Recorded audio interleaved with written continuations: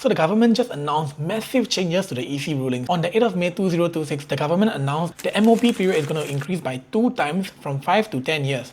And also it will take up to 15 years for full privatization before you can sell it to the foreigners. But the most important changes are on the quota for the first timer are now increased to 90% from 70%, and also the priority period for the first timers will be increased to 2 years from 1 month, and there will be no more deferred payment scheme for any new EC purchases. So the last 3 changes are very significant because it will directly impact your second timers. In the past, the second timer can go for up to 30% of the new units in the EC, but after this change, only 10% of the new EC launches will be available to the second timer. So after the second timer quota of just 10% has been used up, the second timers will now have to wait up to 2 years before they can actually buy the leftover units of the new EC launches that will be impacted by this change. Out of these 5 changes, the first 2 rulings are more to discourage people from buying EC purely for the investment angle or flipping property within a short time frame, and is to encourage prudency. But the real impact in the market is going to be from the last 3 rulings, which are on the second timer. This is because most of the new EC buyers are actually HDB upgraders who are selling their current BTO and then buying the EC. And if you look at it, most of the EC, the smallest units start from 3 bedroom. And in the recent launches, the average price for 3 bedrooms are around $1.5 million. So you will need a very hefty down payment, which is the 25% minimum down payment plus the buyer stamp duty of 3 to 4%. So this will make up to about 30%. So a 30% of a 1.5 million, that's almost $500,000 you will need in down payment to buy an EC, which is supposed to be a subsidized condo.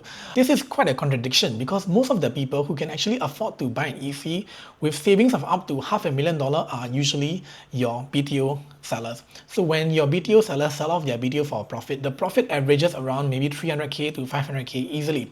So if you don't have this first pot of profit from a BTO, you're not going to be able to afford a new EC unless, of course, you have PSG, which is your parent support grant. And also for most of these BTO upgraders, they will usually need to go for deferred payment scheme. So the deferred payment scheme allows the HDB upgraders to buy an EC in a sense that they don't have to pay 2 installments for the current HDB and the EC while the EC is being built. And also the down payment needed for buying an EC under deferred payment scheme is just 20%. But with a normal payment scheme, the down payment needed is 25%, which actually make a huge difference to a lot of buyers who don't have this additional 5% saved up. This is because for a lot of the HDB owners or the BTO owners, most of their funds are actually stuck in their current house. So they would actually need to sell off the house first to get a cash proceed to pay for the new EC. Another implication is that without deferred payment scheme, the buyers can also no longer apply for a bridging loan. So a lot of the HDB upgraders buying a new EC, they actually need the bridging loan and deferred payment scheme to be able to afford this transition from a HDB to a new EC. And furthermore, with the priority for the first timer now prolonged to 2 years, meaning only 10% of the units available at launch are eligible to second timers buyers. So this will actually have a huge impact and reduce the pool of potential buyers for new EC by a significant amount. So what is the government trying to do here? So the government is actually trying to encourage financial prudency here by removing deferred payment scheme. So they are trying to encourage prudency in a sense for people to actually only upgrade to an EC if they have more than enough funding saved up, and also to be able to afford both the installments concurrently for the current HDB and the new EC. Even without the deferred payment scheme, the EC purchase will be under what we call progressive payment. So you pay the installments as per building progression.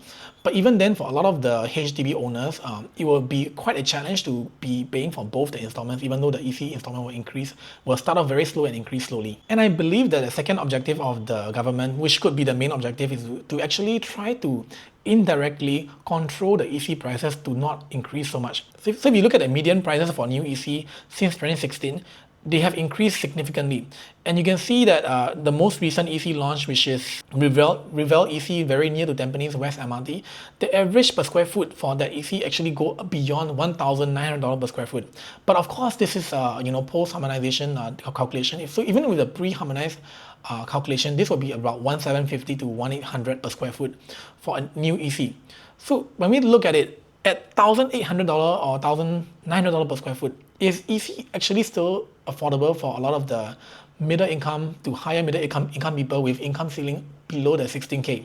So it seems to me that the government is actually coming in to really protect the boundaries of new ECs and kind of like reserving it more for middle income people to higher middle income people who are no longer eligible for BTO and at the same time cannot afford a fully fledged private condo. And because of this, the potential pool of buyers who can actually afford to buy an EC will be significantly reduced.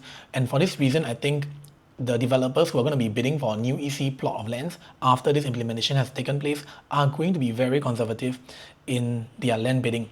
And hopefully, in extension, when they launch the new ECs after this implementation, believe the EC prices then will also be a little bit lower and to encourage more people to be able to afford under these new strict rulings. But what if you are a current HDB upgrader who is really thinking to upgrade to an EC right now, and sadly these rulings will have a very huge impact on you in a sense that you are not going to be able to upgrade after these EC rulings have taken place. But not to worry, these EC rulings will only take place to the new EC launches for the land sale sites after the 8th of May 2026. So I'm going to share with you some of the upcoming EC launches that will not be impacted by this new ruling. So if you're looking to upgrade to EC right now in the next 3 months to 12 months, you still have these options coming up.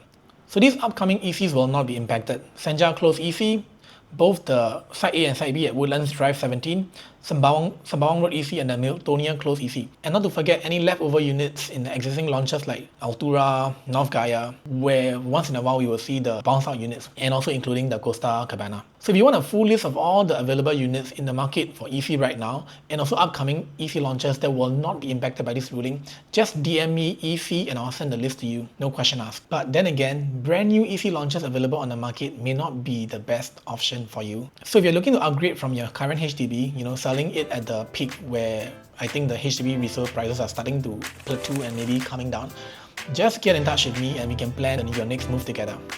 I'll see you in the next video.